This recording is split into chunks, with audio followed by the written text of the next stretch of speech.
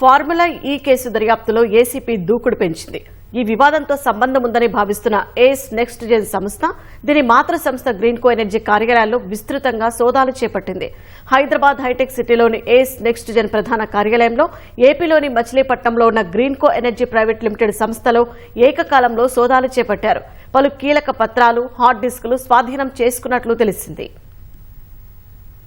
Formula ఈ కేసులో నిందితుల్ని ప్రశ్నించేందుకు సిద్దమైన అవినీతి నిరోధక శాఖ వివాదంతో సంబంధం ఉందని భావిస్తున్న ఏస్ నెక్స్ట్ జెన్ సంస్థ, దీని మాతృ సంస్థ గ్రీన్కో ఎనర్జీ కార్యాలయాల్లో విస్తృతంగా సోదాలు చేపట్టింది. హైదరాబాద్ హైటెక్ సిటీలో ఉన్న ఏస్ నెక్స్ట్ జెన్ ప్రధాన కార్యాలయంలో, ఏపీలోని మచిలీపట్నంలో ఉన్న గ్రీన్కో ఎనర్జీ ప్రైవేట్ లిమిటెడ్ సంస్థలోనూ ఏసీబీ అధికారులు ఏకకాలంలో సోదాలు చేపట్టారు. మంగళవారం ఉదయం 10 గంటల నుంచి డీఎస్పీ ఆధ్వర్యంలో ఒక ప్రత్యేక బృందం హైటెక్ సిటీలోని కార్యాలయంలో రాత్రి పొద్దుపోయే వరకు సోదాలు నిర్వహించారు. మచిలీపట్నంలోని కలెక్టర్ బంగ్లా ఎదురుగా ఉన్న గ్రీన్కో ఎనర్జీ కార్యాలయంలో ఏసీబీ సోదాలు జరిగాయి. సుమారు 10 మంది అధికారులు ఉదయం 11 నుంచి రాత్రి 8 గంటల వరకు సోదాలు చేపట్టారు. ఈ సందర్భంగా పలు కీలక పత్రాలు, హార్డ్ డిస్కులు స్వాధీనం చేసుకున్నట్లు తెలిసింది.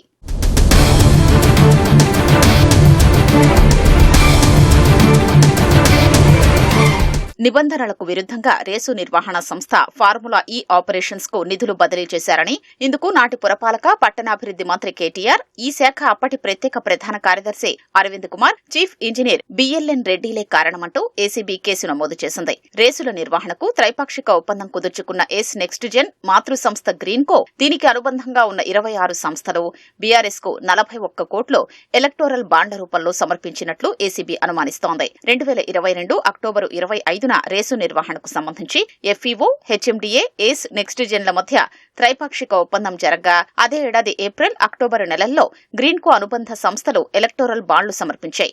రేసు నిర్వహణకు స్పాన్సర్ గా ఉండేందుకు ఒప్పందం చేసుకున్నప్పటికీ అర్థాంతరంగా ఏస్ నెక్స్ట్ జెన్ ఉపసంహరించుకోవడం, ఇలా ఎందుకు చేశారని ప్రభుత్వం ప్రశ్నించకపోవడం, రేసు నిర్వహణ కోసం తానే బాధ్యత తీసుకుని సుమారు 55 కోట్ల రూపాయలు ఎఫ్ఈఓకు చెల్లించడం అనుమానాలకు కారణమైంది.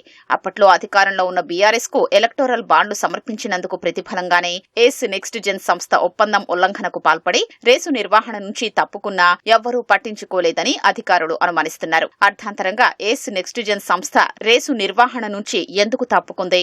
మాతృ సంస్థ అయిన గ్రీన్కోకు అప్పటి ప్రభుత్వానికి ఏమైనా సంబంధం ఉందా అన్న కోణంలో ఏసీబీ దర్యాప్తు జరుపుతోంది. ఇందులో భాగంగానే తెలుగు రాష్ట్రాల్లోని కార్యాలయాల్లో అధికారులు సోదాలు నిర్వహించారు.